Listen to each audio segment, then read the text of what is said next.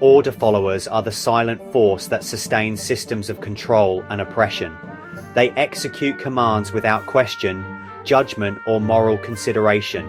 While the ruling classes and policymakers craft the directives, it is the compliance of these individuals that ensures those directives are enacted. This dynamic raises critical questions about personal responsibility, morality, and the nature of authority. What does it mean to follow orders? Following orders means acting without assessing the morality or ethics of the task at hand. By definition, it entails executing actions because they are commanded, not because they are deemed right or just. This represents a stark abdication of personal responsibility. The process of questioning, is this action right or wrong, is bypassed entirely. Instead of moral deliberation, the order follower operates on automatic compliance. The command is given and the action is carried out. This behavior underscores a troubling contradiction. While human beings are endowed with the capacity for critical thought and moral reasoning, the act of following orders demands the suppression of these faculties. It demands obedience, not conscience. The conflict between conscience and obedience. Conscience is the internal compass that guides decisions based on an understanding of right and wrong. It relies on free will and deliberate choice. To exercise conscience is to engage in active moral reasoning and take responsibility for one's actions. Order following, however, is the polar opposite of this. It requires the individual to relinquish personal judgment in favor of external authority. This is not merely a philosophical point, it is a practical truth. By definition, one cannot simultaneously exercise conscience and follow orders. The two are mutually exclusive. Choosing to obey a command without moral evaluation is to forfeit the exercise of conscience. History is replete with examples of atrocities committed under the banner of obedience.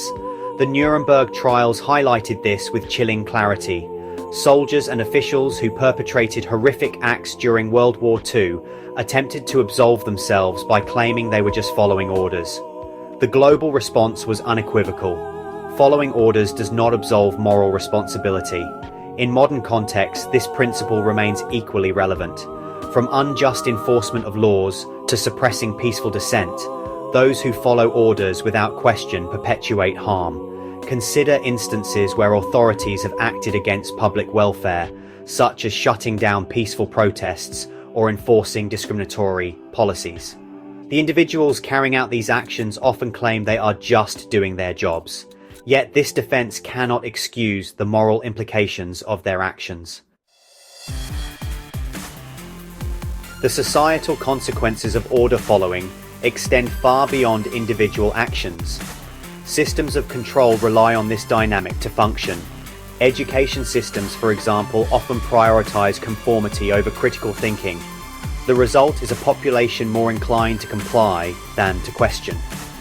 This culture of obedience sustains structures where rights are diminished and freedoms are curtailed.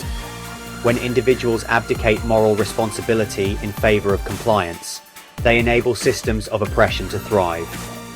The erosion of property rights, personal freedoms, and human dignity are all symptoms of a society where obedience is valorized over conscience.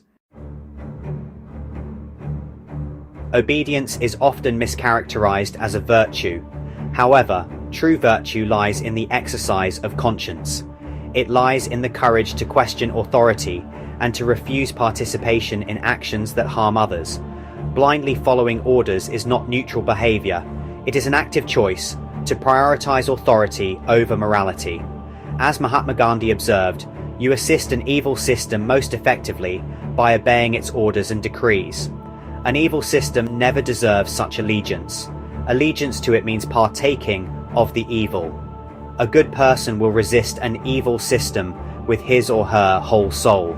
To resist unjust authority is not only a moral act, but also a necessary one. It is an affirmation of individual responsibility and an acknowledgement that we are accountable for our actions, regardless of external commands. Moving forward, embracing moral responsibility. The path to a just society lies in the rejection of blind obedience.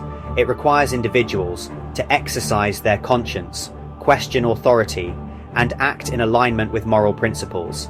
This is not an easy task. It demands courage, critical thinking, and an unwavering commitment to ethical action.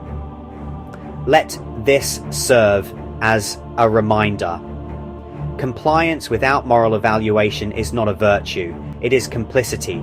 True progress begins when individuals take ownership of their actions and refuse to participate in systems or actions that perpetuate harm.